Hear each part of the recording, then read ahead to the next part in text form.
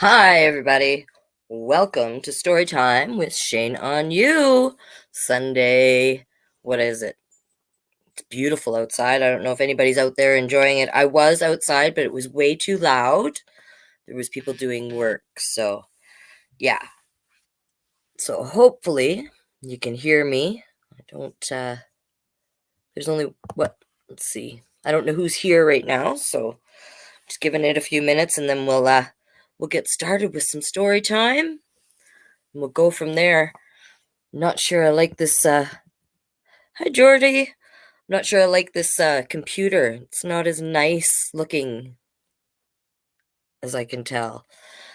Yeah, the coloring is different. I don't know how it looks on your end, but it doesn't look as nice on my end. But it'll do. It'll do.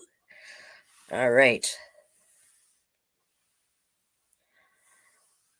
I wonder. So if there's anybody out there, you want to give me a shout out or want me to give you a shout out, put your names up there and I'll give you a shout out.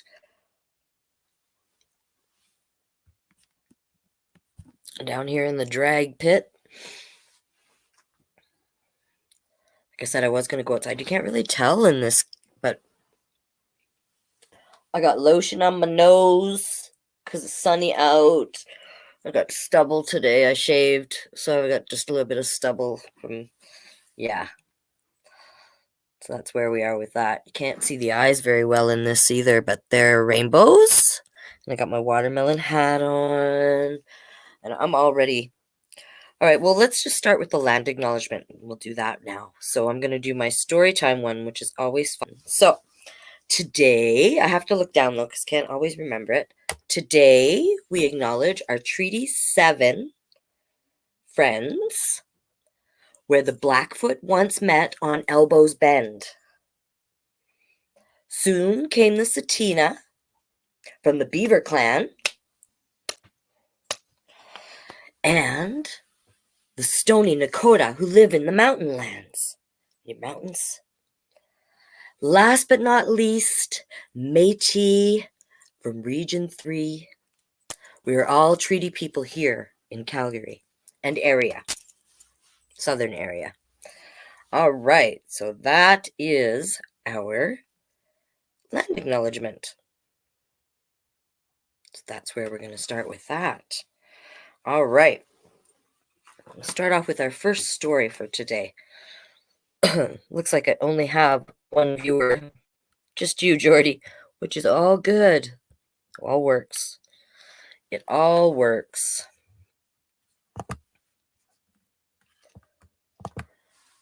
All right. First story. Get comfy. It's kind of a long one, but it's a good one. Different is good. Hang on.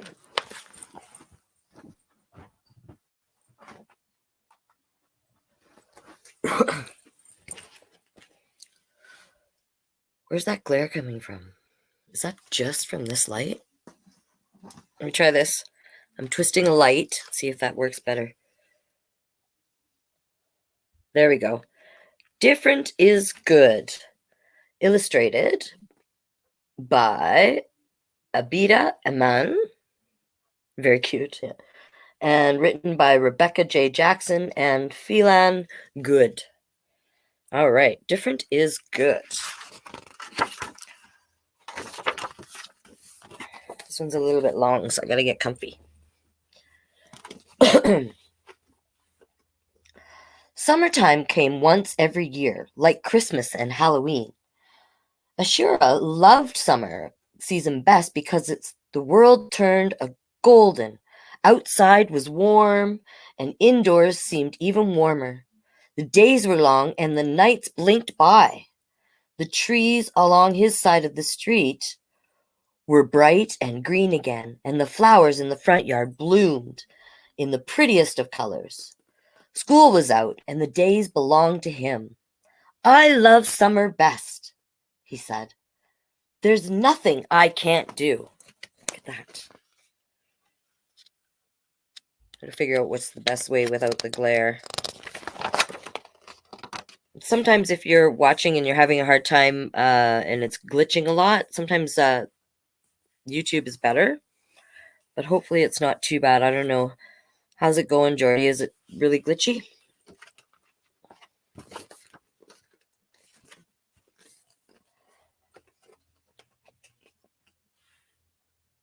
No, it's good. Excellent. Not one family on the whole street looked like Ashura's. His old neighbor, Miss Miller's skin was the color of ivory that spread like ripples over his hands and face. The twins across the road, Maggie and Paul, were like peaches. As they rode their bikes down the road, they huffed and puffed and their faces would glow rosy red. Nobody at school gave them nicknames or pointed out and whispered. Ashura wondered, what makes me so strange, so unwelcome? Ashura was not alone at home. His family lived there too. There was Mama, Baba, and his older sister Samira, and his baby brother Milo. Few are lucky, Ashura thought, to have a family as wonderful as mine. But Ashura knew his family was different. Their skin color, hair, and the words that danced off their tongues were unlike anyone else on the street. Ashura and his family were different from each other, too. I don't know if you can see that, but here's Ashura's family. And look at, they're all different shades. Yeah. Nice looking family.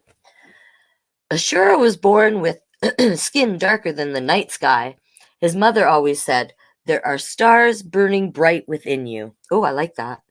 His sister was as warm as the twilight with eyes of coal. And Milo was even fairer and a little fawn.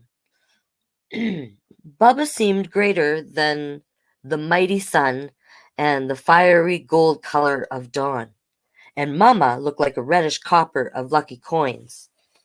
It's all different there.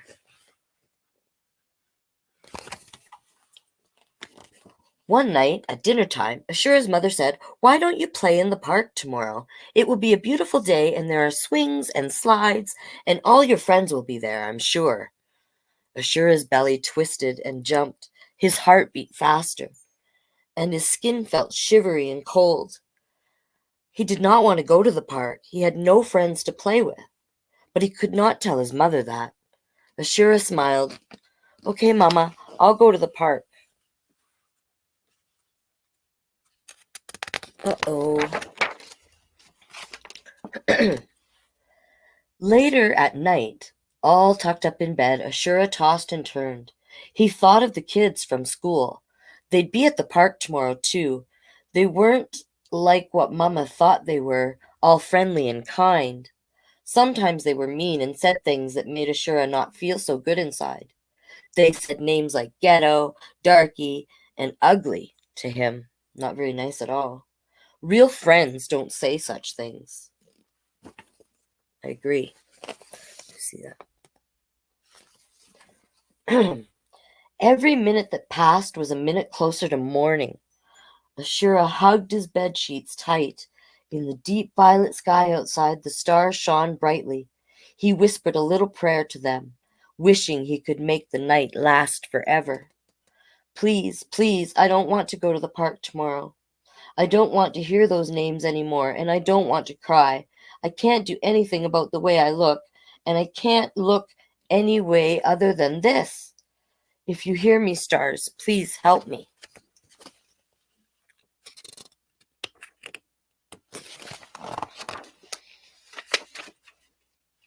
Suddenly, a creature appeared in Ashura's window. It was not human or any animal he had seen before. It was purple, cute looking, and covered from head to toe with bluish spots. The creature had big eyes and two funny-looking teeth. It tumbled through his window and landed on its feet. Ashura could not believe his eyes. Hello, Ashura. I'm Cleo, the creature said. The stars tell me you've got a lot of worries in your head. Tell me, what's the trouble, and let me help you. Can you see him in the window there? I think he's adorable. That's Cleo. Ashura sighed. I'm scared of the other kids at the park. In the park. They call me names and leave me out of games. They'll stare, they'll point. I can't face them alone. The creature scratched his chin, then smiled a big toothy grin. We'll do it together, Cleo said. You can always count on me. Tomorrow we'll go to the park, and it'll be wonderful. You'll see. I like Cleo. The next morning, the sun spilled through Ashura's curtains. He rose out of bed and threw on his clothes, socks, and shoes. Mama had breakfast laid on the table, and Ashura wolfed it down before Mama and Baba kissed him goodbye. Have fun, they said, and don't be home late. Ashura raced down the street, his feet bouncing off the ground. Already he could hear laughter and cheerful shrieks coming from the park. He was nervous and scared, but Cleo promised to be there. And there the creature was, already waiting by the gates. Parents and children strolled past the lilac lump. They never looked, not once. Cleo is invisible, Ashura thought, to everyone but him. You see him by the gates there? Too cute. The park was full. Children spun in circles on the merry-go-round and soared in the sky on the swings. They bounced upwards on the seesaw. Ashura was sure one of them might take off like spaceships. He wanted to join in, but he couldn't. Ashura did not know where he belonged. Come with me, Cleo said, holding out his hand. I want to show you something that will help you understand. How? Ashura asked. You don't know what it's like being hated because I'm dark like the night.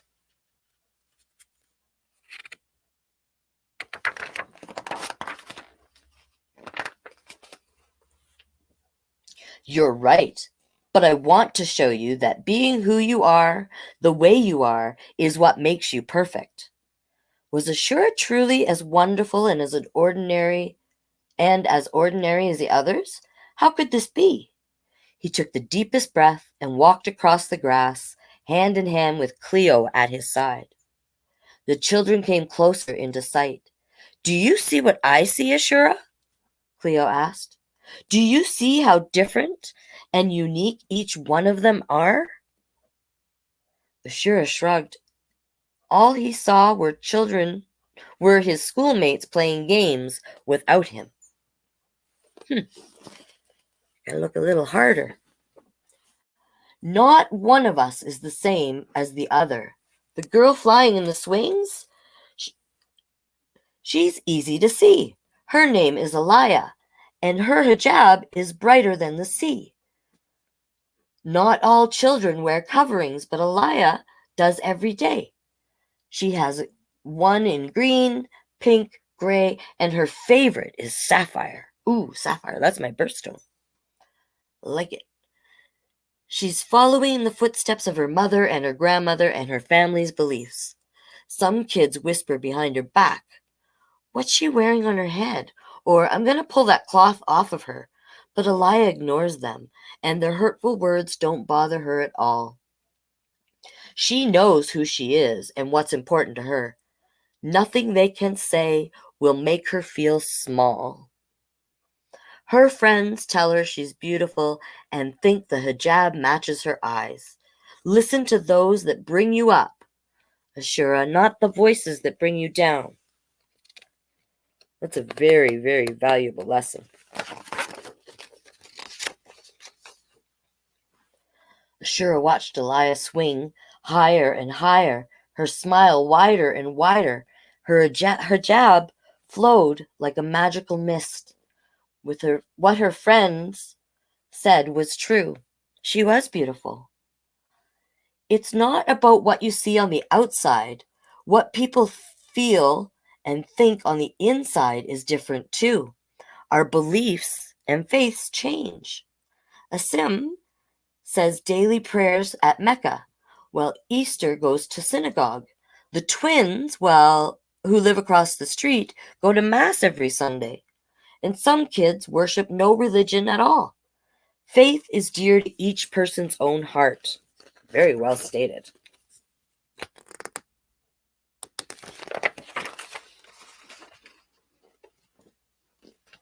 And love is allowing people to have all those different things.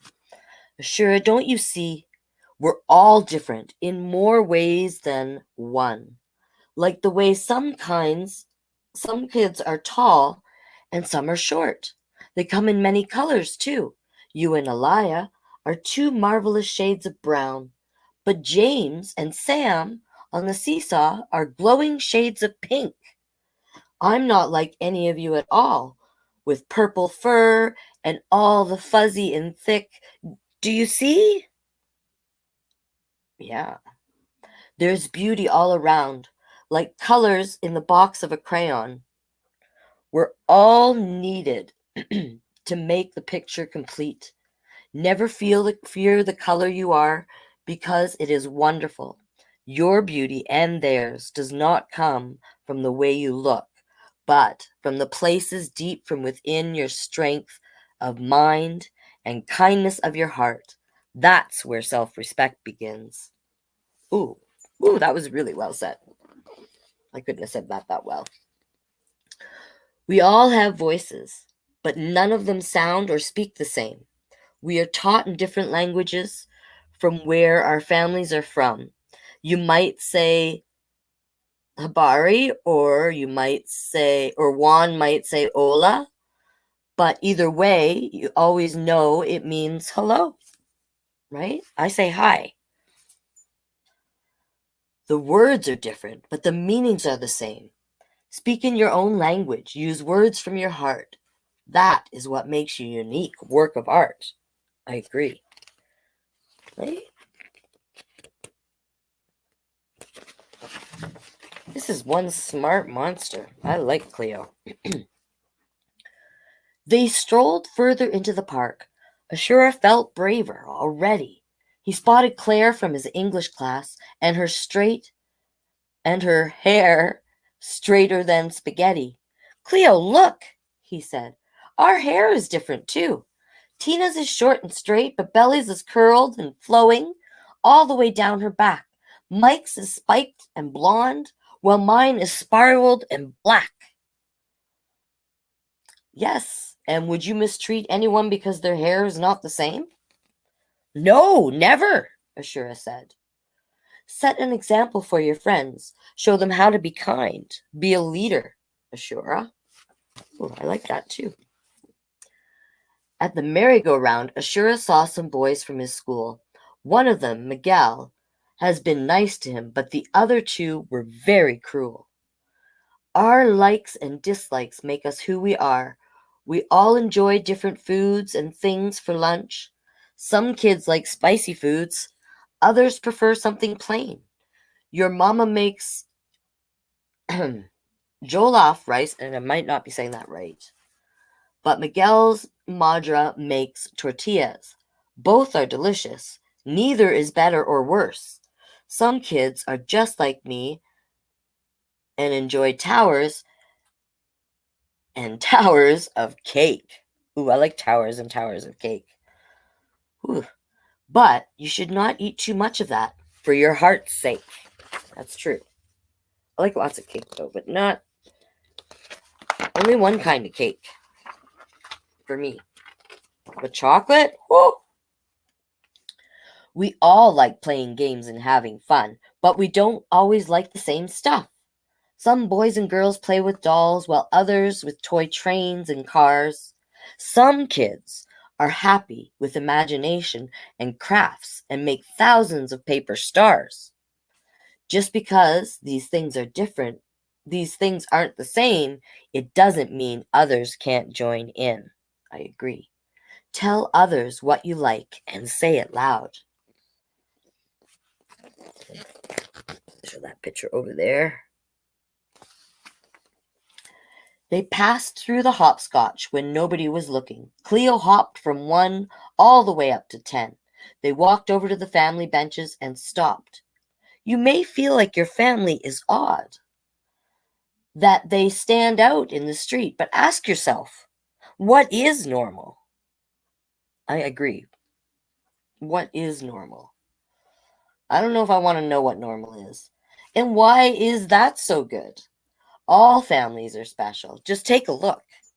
Susan over there in the sandpit has two daddies. Her best friend Thomas only has his mommy, but they are still best friends. Only has his mommy, but they are still best friends all the same. Your family is a part of this world. They're kind and good and strong. So no matter what anyone thinks, don't ever be ashamed of where you come from. Cleo said his goodbyes and wrapped Ashura in the tightest hug.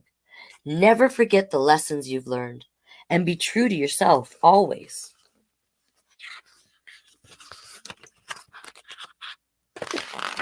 Powerful. Whew, his magical friend disappeared. Poof! Into thin air. Ashura was called over to the sandpit by Bella, the girl with the long curly hair. He played all day with her and her friends. They ran around in a game of tag, and their feet pounding on the ground. They played until the sun dropped far behind the clouds.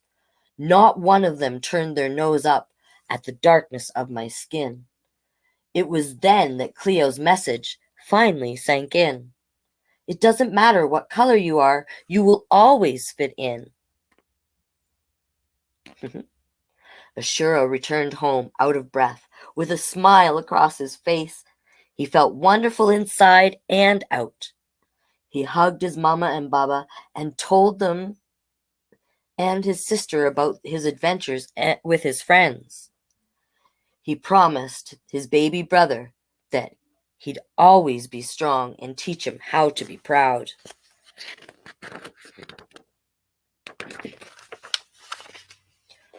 Ashura prayed to the stars that night again, asking only for one thing. Let the morning come quick so that I can go to the park once more. That's so cool. The end. Oh, and there must be a couple pages on the back there for drawing. Never noticed that before. What a great book. I love this book. All right. But as you can tell, it's a long one. Right? You don't get a lot of long books like that. Such a powerful book. Everyone should read this. I agree. I absolutely agree. Thank you, Jordy. This lighting is absolutely terrible. I don't know. Oh, well, whatever. I'll have to figure that out, fix that, because I don't like that. All right. My voice is scratchy.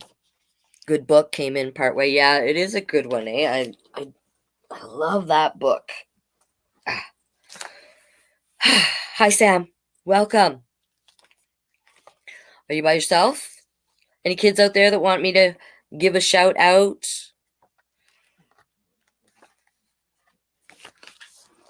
All right, moving on to the next book. You guys like my summer shirt? I'm all ready for the summer. Yeah? Yeah, I think so. Anyhow, moving right along. A family is a family is a family. Written by Sarah O'Leary and Quinling. I like this book too. This is a fun one. Okay, Zach, you're doing your own thing in the background. Love it.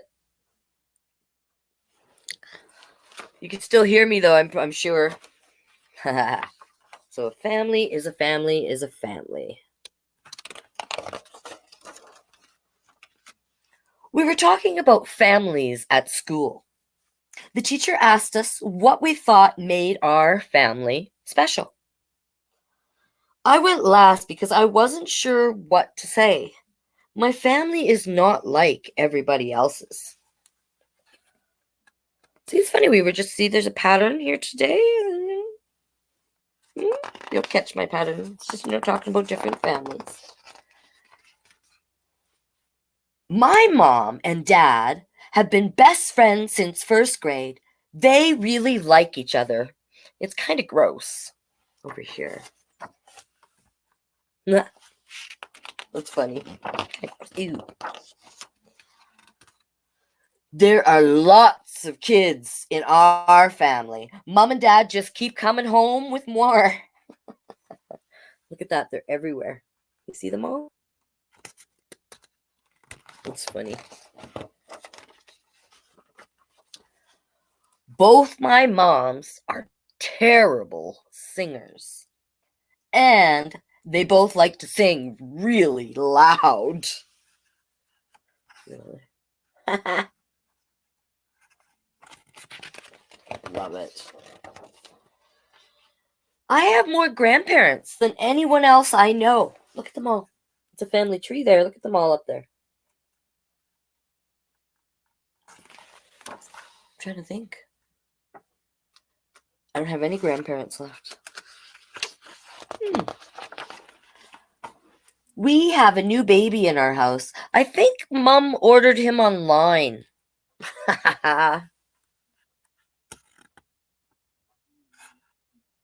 Been a lot of stuff coming online for a lot of people during the pandemic, but I don't know about that one. We all look alike in my family. We just kind of go together. You can see them all on the bike here. They do look alike. They do go together, too. I like the bike. One week, Mom gets me. The next, Dad does. Fair's fair. I agree.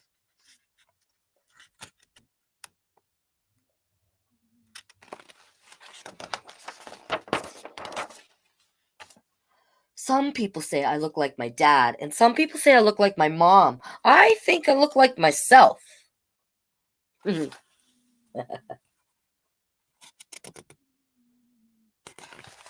don't know who I look like out of my parents. All right. My mom says that before I was born, I grew in her heart.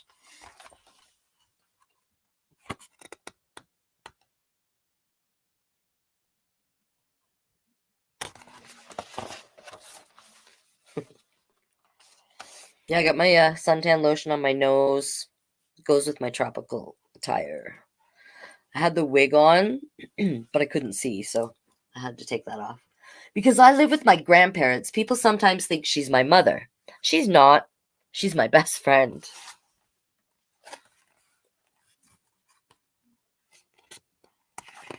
I like that. That's cool.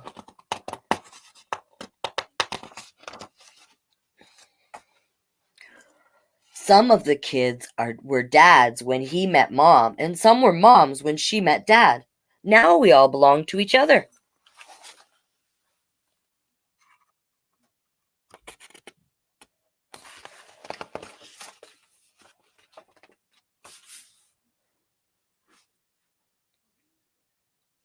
One of my dads is tall and one is short. They both give good hugs.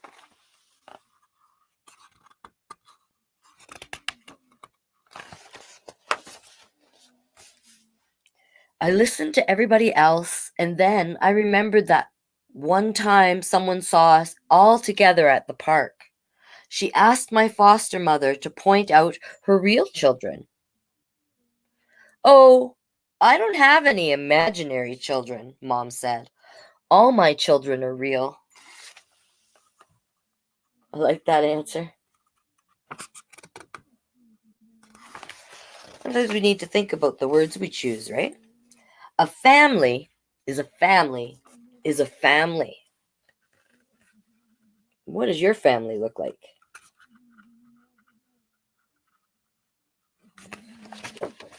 The End. Great book. I like that book. Yeah, all families look different. Like my family, there's my mom, like my blood family. Yes, good. Blood and chosen. And there's my mom and my sister and my brother.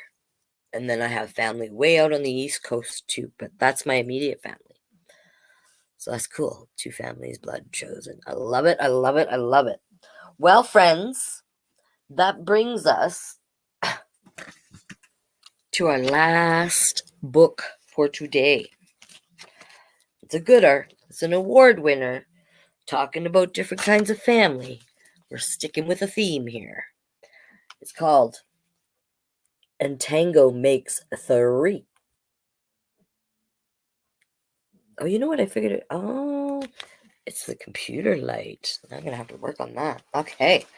So, And Tango Makes Three by Justin Richardson, Peter Parnoff, and Henry Cole. All right. You ready? Here we go.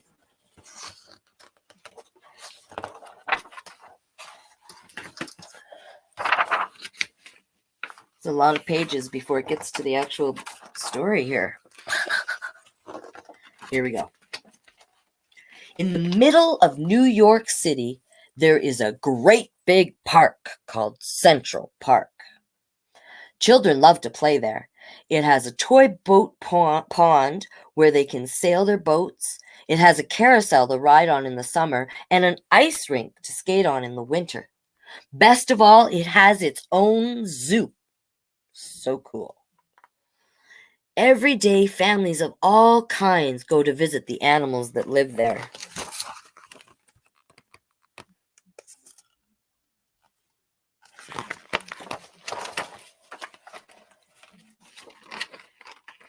But children and their parents aren't the only families at the zoo.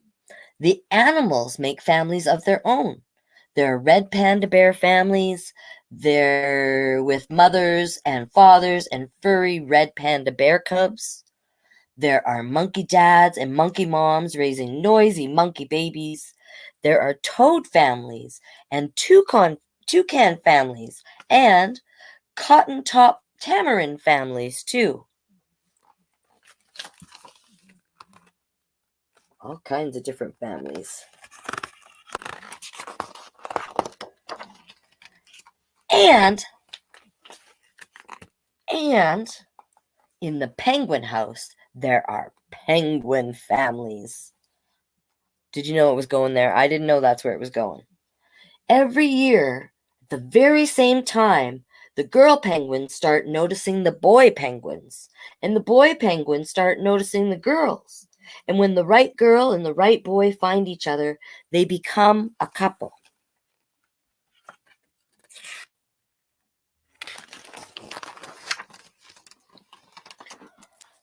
Two penguins in the penguin house were a little bit different. One was named Roy, and the other was named Silo. Roy and Silo were both boys, but they did everything together. They bowed to each other, they walked together, they sang to each other, and they swam together. Wherever Roy went, Silo went too.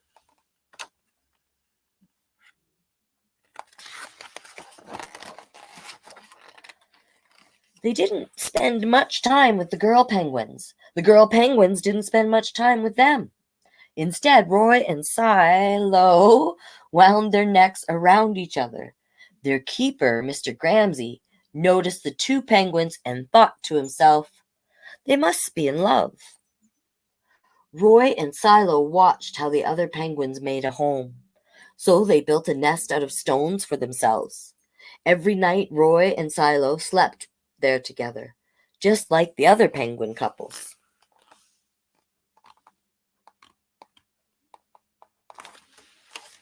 Such a good book. I love this book.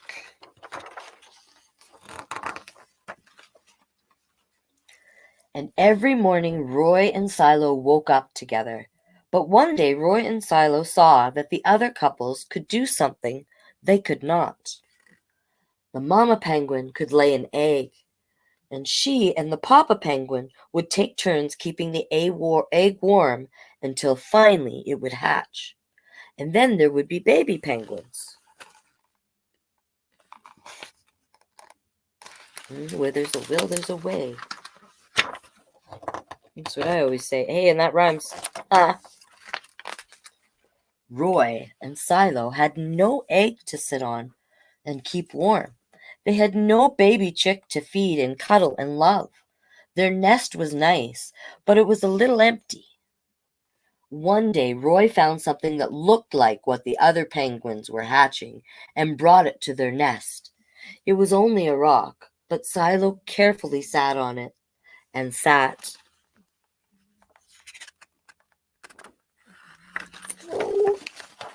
and sat. While Silo got sleepy, he slept, and when Silo was done sleeping and sitting, he swam and Roy sat. Day after day, Silo and Roy sat on the rock, but nothing happened.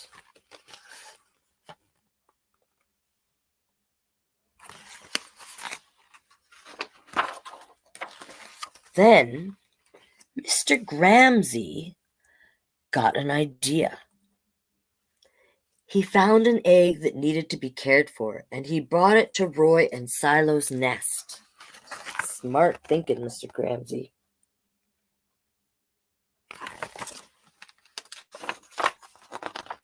Roy and Silo knew just what to do. They moved the egg to the center of the nest, and every day they turned it so each side would stay warm. Some days Roy sat on it for a while Silo went for food, and other days it was Silo's turn to take care of their egg. They sat in the morning and they sat at night, and they sat through lunchtime and they sat through lunchtime and swim time and supper time. They sat at the beginning of the month and they sat at the end of the month, and they sat in all of the days in between.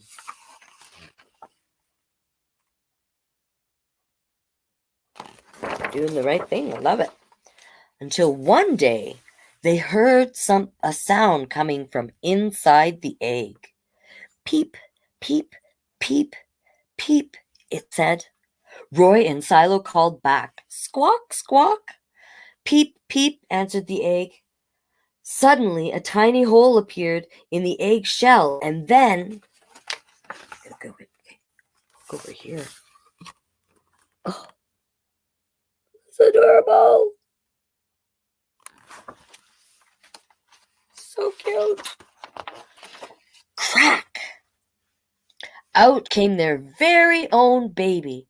She had fuzzy white feathers and a funny black beak. Now Roy and Silo were fathers.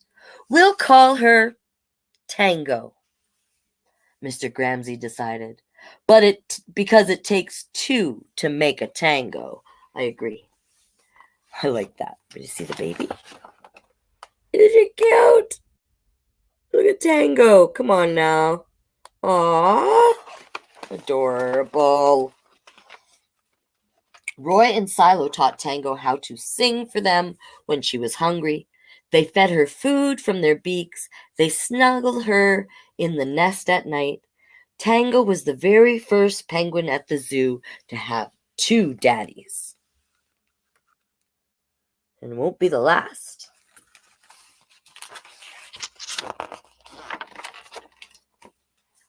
Soon, Tango grew strong enough to leave the nest. Roy and Silo took her for a swim, just like the other penguin families. Too cool. All of the children who came to the zoo could see Tango and her two fathers playing in the penguin house with the other penguins. Hooray, Roy! Hooray, Silo! Welcome, Tango! They cheered. What a nice welcome.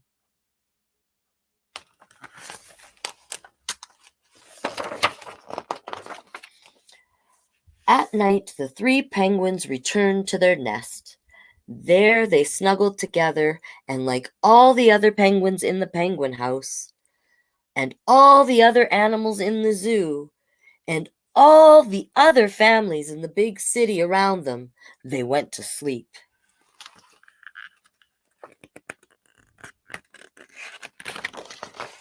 The end. Oh, such a good book. Such a good book. But you know, that brings us to a sad moment in time. The end of story time for this week.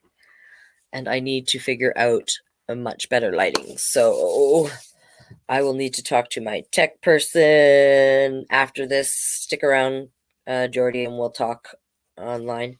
But I want to thank everybody for joining in, tuning in. It's been a pleasure. You guys know I love to do this. Well, I wouldn't do it if I didn't love it. So, till next week, we'll see you back here, same time, same place, 4 p.m. next Sunday. Till then, friends, peace out.